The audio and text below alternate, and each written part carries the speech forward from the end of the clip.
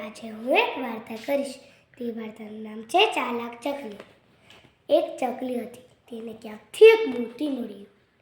તે તો તેના નાકમાં પહેરી રાજાના મહોલ ઉપર જઈ બેઠી, ગીત ગાવા લાગી. હું તો રાજાથી મોતી, મારા નાકમાં મોતી. હું તો રાજાથી મોતી, મારા નાકમાં મોતી. રાજાને ગુસ્સો આવ્યો અને તેણીએ તેના માણસોને કહ્યું, આ ચકલીનું મોતી છીનવી લો. તેના માણસોએ તેનું મોતી છીનવી ને રાજાને દીધું. ચકલી ફરી ગીત ગાવા લાગી.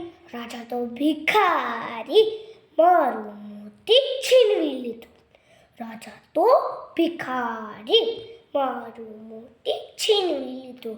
એમ કરી રાજાને ગુસ્સો ચડ્યો અને તેણે તેના માણસોને કહ્યું કે આ ચકલીને તેનું મોતી દઈ દો.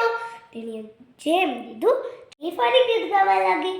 રાજા તો ડરી ગયા, મારું મોતી આપી દીધું.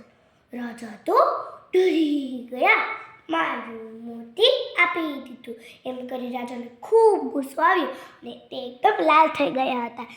એટલે તેણીએ તેના માણસોને કહ્યું, આ બદમાશ ચકલીને પકડી લો.